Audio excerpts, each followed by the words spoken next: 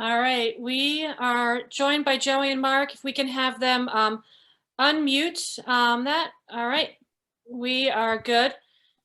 All right, everyone. Like I said, we're joined now by Joey Logano, driver of the number 22 Team Penske Ford. We're also joined by Mark Rushbrook, the Global Director of Ford Performance. We are going to go straight to questions for these two. We will start off with Claire B. Lang. Thank you.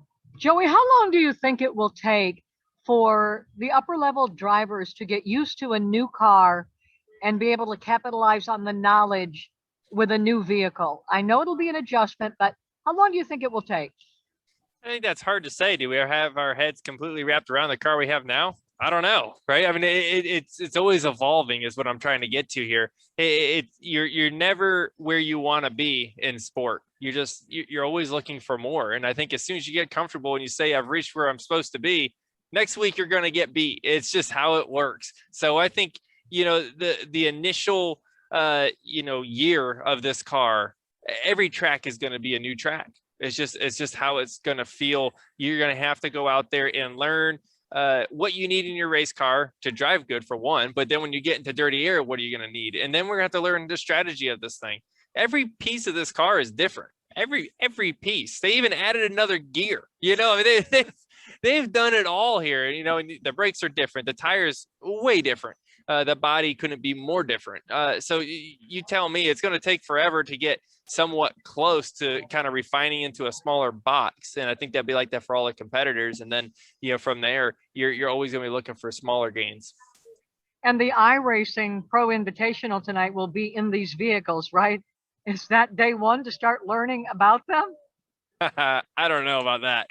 I like iRacing, but I don't know how much weight I'd put into that, since we haven't tested this car much on the racetrack itself yet. I don't know how realistic that's going to be yet, but it'll be fun. I'll be up in the Fox studios tonight racing from there as well. So it'll be some fun. We'll have a good time. Whatever happens, I don't know, but we'll have some fun doing it. Thank you, Joey. Thank you. Next, we're going to go to Lee Spencer. Thank you. Joey, I think it was OD who talked about with this car, the wheel wells would be, or the tires would be more protected, and you wouldn't have to worry about cutting a tire if you make contact. Have you driven the Xfinity car enough to know how far you can push a composite body, how much you can get away with, how aggressive you can be that you might not have been with the current car? I'm not sure if it's just contact from car to car that cuts down tires. It's also hitting the wall. You look at the Xfinity races at Miami, at Vegas, Kansas, you name those racetracks where you run the wall. Those guys smack the wall all the time.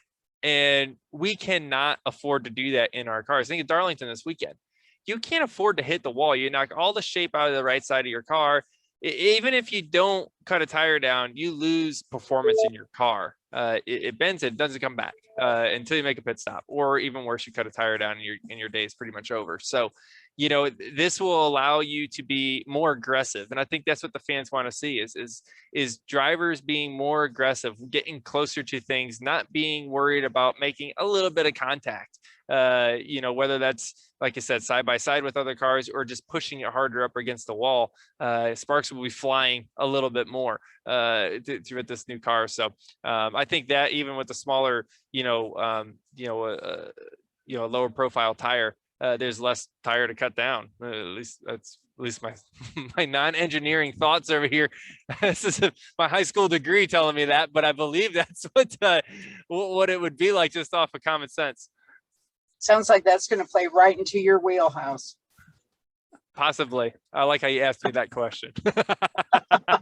and Mark, and I can follow up with this tomorrow, but I'm curious from the manufacturer standpoint, what did NASCAR come to you with, or what did the OEMs put in or contribute as far as safety? Because, Joey can attest to this after Talladega, Ryan Newman, I'm not sure whether or not the safety is kept up with the different changes to these cars. So, tell us what kind of input that we've seen as far as safety goes into the next gen vehicle. Yeah, as a sport, we need to make sure we're paying attention to that and putting a new car out there. It's got to be fast and look great, but it's also got to be safe for what these drivers are doing. So as a sport, we're collaborative and looking at liftoff and the aerodynamic effects of it as well, and some innovative features to take advantage of the new platform to bring some more safety in. So that was an important part of the sport, and something we'll be able to talk about tomorrow. Appreciate your time. Thank you. Next, we're going to go to Mark Garrow.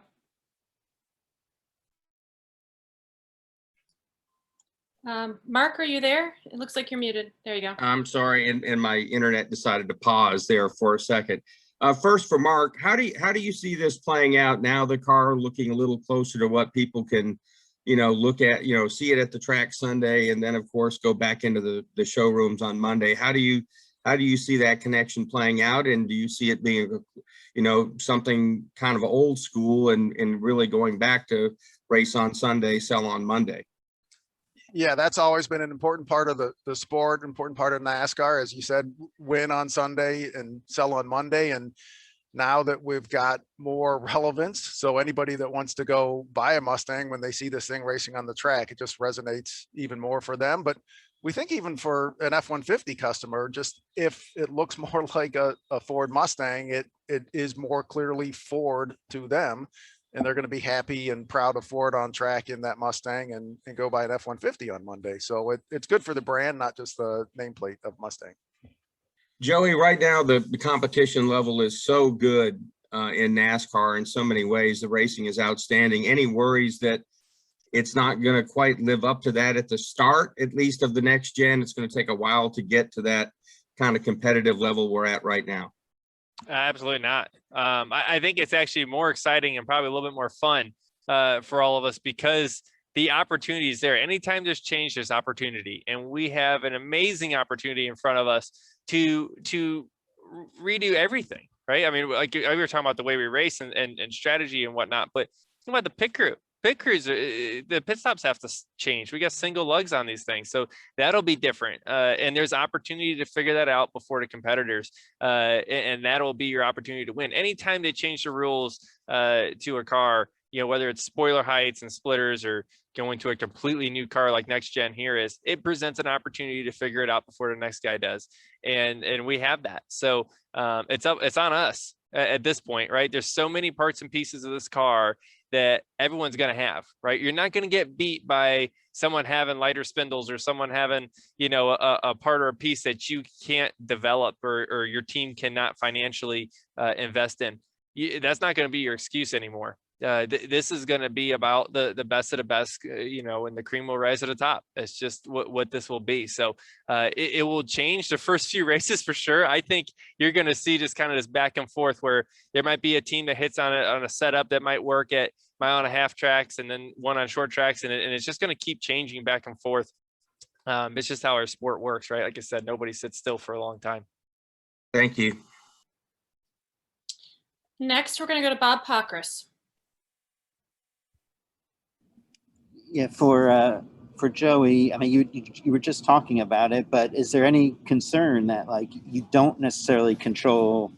You're not going to control parts and pieces. You have all those people at Team Penske who are design parts and pieces and develop parts and pieces, and now what are the? You don't control any of that. So is there any sort of worry or any sort of concern that you won't control kind of your own destiny? I think in a way I might control my destiny even more as a driver looking at it from that perspective. You probably say more might be on the drivers at this point, and as a team, there's still plenty of areas to race. I mean, you look at all these cars here today that, there's plenty of areas that we can look at and try to become better at and try to look for a competitive edge. It will be like that. No matter how many parts you put on this thing, it's the same as the next guys. There's an area to race. There always is. You look at any series, motorsports series out there, there's an area where you can find a competitive advantage. Even if it's not with the car itself, there's other areas you will be looking to find it. And you have to be creative. You have to be willing to look outside the box and outside of your comfort zone and not be stubborn to what works now, because there's a good chance that might not work anymore. So, this is it's going to be a very, very challenging year for every race team out there, and drivers included in that. Do you If I have can any? just sorry, I just want to add something to that, right? I think an important point is it's not just the parts. That's not what makes a race car win. It's how those parts come together and the system that it creates and the vehicle performance that it creates.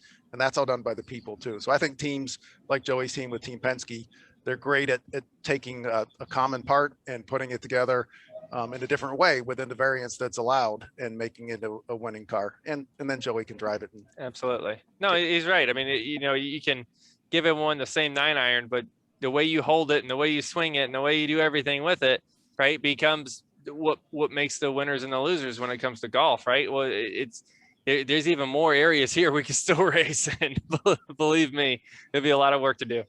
And do you have any idea how this car is going to drive? Like, I mean, especially on road courses, or are you going to maybe hustle it more than muscle it? I don't know. I don't know yet. I brought up the brakes earlier. I got to drive this car a year and a half ago. So put that into perspective for a second. It's a long time ago. It started as a blank sheet where NASCAR was able to develop whatever they wanted to. And with a lot of help from all the race teams, all the OEMs to develop a car. And I was the second one to drive it. So you can imagine how far it's come from there. But one thing I did realize right off the bat was, oh my gosh, the brakes are ridiculously good. You can't smoke the brakes off this thing, right? I mean, I'm used to, you can only use so much on road courses, especially before they overheat and you can't stop as good. And you had to kind of be smart in that area. I'm not sure that will be like that anymore. I think you'll be able to hustle the heck out of this car for a while before you start paying penalties. And maybe the penalty you pay is in the tire. I don't know. That's the thing that's going to make this fun is I'm sitting here saying, I don't know, because I really don't. And I don't, if someone's telling you they know at this point, they're probably lying to you, because I don't see how you can possibly know at this point. All right, next we're going to go to Deb Williams. Thank you. This is for Mark. Mark, since you got to start with a blank sheet of paper and had the ability to kind of put stock back into the stock car, what were some characteristics of the Mustang that you definitely wanted to get into this car, and maybe some that you wanted in that you didn't get in? Yeah, a lot of it is underneath the car, the architecture of the car with the bones of the car, basically. So to be able to have an independent rear suspension, the rack and pinion steering, the drive line, that's all important to us as a manufacturer to have more relevance to that architecture and be able to transfer learning back and forth between the road to the track and back to the road again. Mm-hmm. And then the biggest part, as the fans see it, is in the shape of the car, the proportions of the car, and to be able to change that. So you get the long hood, the short deck, the short overhangs, the front wheels forward, just from a distance, even without looking at the detail, it is very clearly a Mustang. But then the more opportunity than we've ever had to put in the design detail, all the design cues, the headlights, the grille, the three dimensions in the grille and depth of the grille, and the whole side of the car and the back of the car. And we've never had that much freedom before. And when you look at this thing, especially when we get to show these side by side, it is a Mustang, and we think we've got all those cues carried over. I think is probably the coolest part. Like, I think of all the other generations of NASCAR race cars that have been, released over the years, right? And I've been around long enough to see, you've been around long enough to see a lot of them. And it's like, oh, well, it looks cool. It looks more like the car on the street. Like, we've been saying this for years, but this time it actually looks like it. We did a video shoot in Hickory, North Carolina, and they had you can't see the car next to me, but there's a Mustang sitting next to me, and they had the race car right next to us, parked side by side. I'm like, that's it. Finally, like, we got it. It looked like a GT500. Like, it looked mean, aggressive. The grill looked right. It looks like you can drive it down the road. The cops may pull you over, but it looks like you can probably drive this down the road. It has the same look. And to that point, I say, finally, like we've always said, it looks closer. It looks closer. It looks closer. I think we got it finally. Yeah, it's there. Great. Thank you, gentlemen. Appreciate it. Next, we're going to go to Sam McEachran. Hi, thank you. I had a question for Mark. I think you described the next-gen car as future-proofed for hybrid and electric tech. I wanted to know how important was seeing that integrated into the car to Ford, and how excited are you about a potentially hybrid generation of NASCAR? Yeah, we're excited about what this platform does, an opportunity to future-proof. So that we're great today with what's going to be racing on 2022, but we know as our world is changing with hybrid powertrains and full electric powertrains, that if we were going to do this new car as an industry, we've got to make sure it's able to grow with the automotive world, with what people are going to be parking in their driveways and in their garages. So the ability to have hybrid in here very easily in the very near future was important to us, and something that NASCAR and the industry has already worked on. So we're able to do that. And that's going to be important so that we can continue learning the technical and innovation of hybrid systems, and then beyond that to full electric cars too. So the future's coming pretty quickly, and I think we're ready for it. Cool, thank you. Next, we're going to go to Greg Engel. Hey guys, I agree the Mustang looks great, but the thing about racing, your job, of course, is to make, to win, to be the fastest, make sure the teams have the fastest race cars out there. But at the end of the day, Ford's job is to put cars in driveways. Do you think with this latest iteration of this car that we've come full circle again, looking closer to the street counterparts, which can the old adage of win on Sunday, sell on Monday, do you think that's a lot more relevant? And did that play into that when you guys were going through this whole design process? Yeah, absolutely. Relevancy is important for us. I think it's important for the racing fans, for our customers. So we wanted to make it look like the Mustang, but also the architecture underneath. So it is a true story, a relevancy story from an engineering perspective and from a styling perspective, so that the racing fan can see a Mustang racing on track that will look like what they can put into their driveway or garage. Thank you. We'll go to Spencer Hill. Thanks, Steph. Joey, you've been pretty vocal about safety since the incident at Talladega. What are some of the safety advancements that have caught your eye so far with the next gen car? Well, I think, quite a few. And as a race car driver, yes, you're going to look at safety. You should. If you don't, you're maybe not be the smartest race car driver, but I want to know I'm driving a safe race car so I can make big moves on the racetrack to win races. I think this next gen car, the first thing I noticed sitting in it, I sit lower. And for a driver like myself that's 6'3", getting lower in the car is important. I realized that in Talladega a few weeks ago when the roof was crushed down onto my head. I said, boy, I need to sit a little lower in this. That would give me a little bit more margin to start. You see that initially, that's a big win for me, sitting more at a comfortable height, not crammed down in the car as much, kind of opens up a little bit more room. And then you see just added structure around you, more support braces to the roof in case of a situation where one rolls over, which will probably happen at some point. It's racing, cars roll over. So we got to protect from that. I see that, door foams are different, and the driver, I think, is sitting a little bit closer to the center of the car. That's a win. There's added, dash bars to try to keep the car from getting narrower during a T-bone incident. Front and rear crash structures and the bumpers. It seems to be a something that's going to be good, I think. I haven't crashed one, so I can't tell you, but at some point I'm sure I will, and I'll be able to tell you how it felt. But looking, when you're building a new car, obviously racing is a priority of improving what we have on the racetrack already, which is a great product to start with. But how do you make that even better? But also it's safety. We have to keep looking at how do we make our cars safer. That's why we are the #1 most safe racing in the world. I don't think there's a safer race car you can jump in than a Cup car. And that's because of the attitude and the mentality we've had to become better and better and better in the safety department. This is no reason to stop now. Just because we're already the best, you don't stop.